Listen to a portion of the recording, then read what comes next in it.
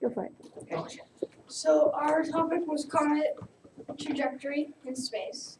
Our question was, how do we teach comet trajectory to people?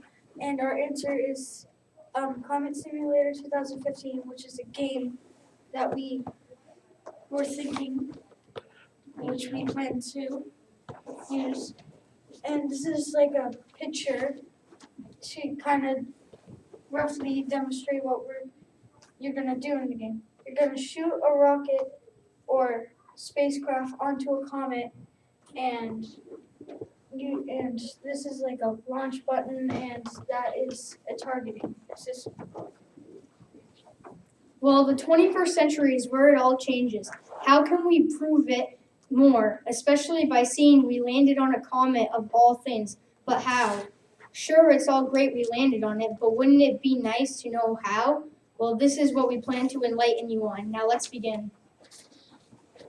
The basics. A comet is a small, fragile, irregularly shaped body composed mostly of a mixture of water, ice, dust, and carbon and silicon-based compounds. Most comets have highly elliptical orbits that repeatedly bring them very close to the sun and swing them into space. They have three distinct parts: a nucleus, a coma, and a tail. The solid core is called the nucleus, which develops a coma with one or more tails. When a comet sweeps close to the sun, most comets come from the Oort cloud, first proposed by Jan Oort. The tail is opposite to the sun, and comets can go as fast as 26 MPS, miles per second, to 298 MPS, depending on the orbit, shape, and proximity to the sun. Keep watch, no? No. We can find the comet's trajectory by measuring time it takes to go around the sun, how they divide its time, and if they're on the planet playing revolution or a nosedive, how fast it goes, and finally how much of the sun's gravity pulls on it. When, where, and why, and how people learn about this topic. People can learn about this topic simply from the TV, computers, tablets, or phone, at public area or at home. Since people do such, play games, or in general use a tablet or phone for research in this era, we have to come up with the fun app to use. Comet Simulator 2015. It has an Angry Birds feel where you launch a shuttle. Tries varying on stage difficulty and at a comet that goes around the sun.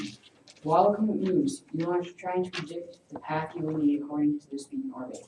As you do this, you might enter a bit of trivia to go on after landing on the comet. An example could be what side of the comet is the tail on, and it could be a multiple choice. One answer being opposite the sun, and you select that one and move on. The name of this lander here is Philly Lander, and the name of the comet is 67P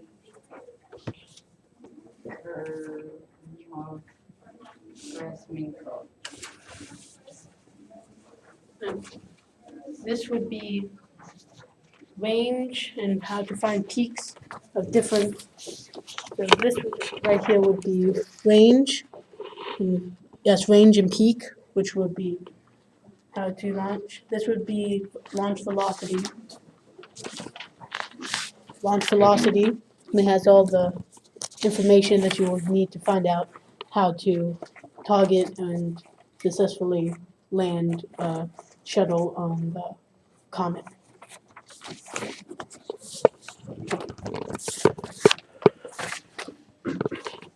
And there's our project.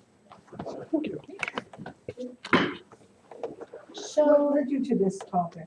What led you to this? A new space, it's like landing on the moon, landing on a moving target that can go as 290 8 miles per second is an extraordinary feat because first you have to catch the comet, and then you have to successfully land without breaking anything on the space shuttle so it can successfully do its job. And this can make actually a peak which can send us forward into space technology and hopefully get NASA back.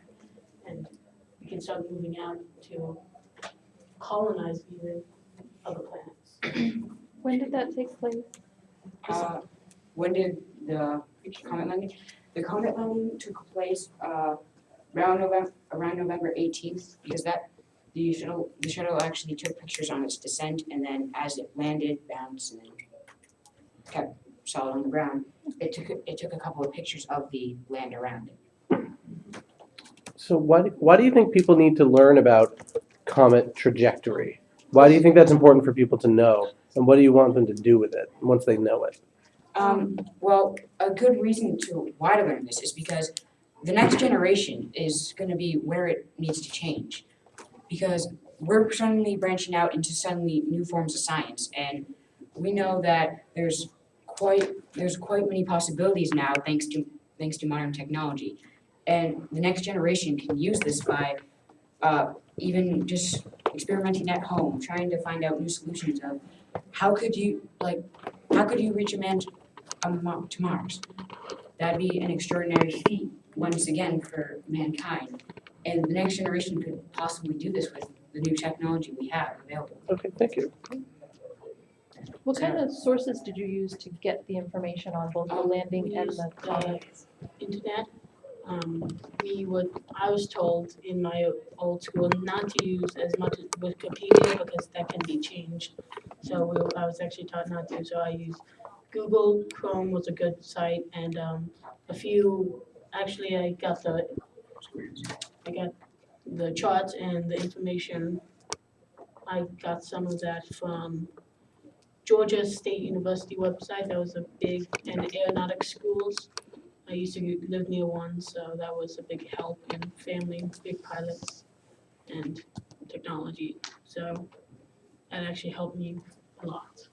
And another source is actually for 8th grade, a lot of the stuff about comets, like around the basics, and actually some of the orbits about the comets, we learned that in class through we can do projects, we can do little learning labs, things like that, that are actually extremely experimental and really fundamental for learning growth. And that's right in your classroom? Yes. Have you shared this with other people? I shared it with my parents because I brought it home to finish it up, and they thought it was good. And I talked with my uncle. I'm going to talk with him about what it would mean about trajectory and finalizing that. I talked with him a few days ago. He's a pilot, so he knows so much more about this than I do at this moment. I'm learning more about it. And at the moment, I could use this actually in my 8th grade science class, since we are dabbling a bit on comets while we're doing our astronomy unit. Do you have any idea how much it would cost to make an application like this? To make something that would be able, wait, are you talking about the app? I'm talking the app, yeah, the Yes. game. Okay, well, to really make the app, it could cost a bit of money, but it shouldn't be too much because, like the hour of code demonstrates, anyone can just take a bit of code, put it together, and start to actually make an idea. How you make the idea work.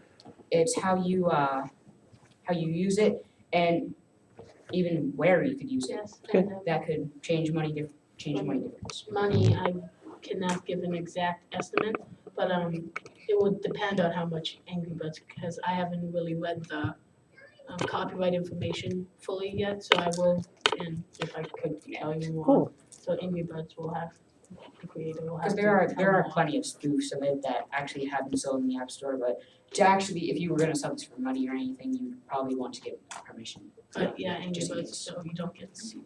No, That would be that's bad. very wise. Thank you. Are there any more questions? No, thank you for asking. Thank you very much. Thank you for your time.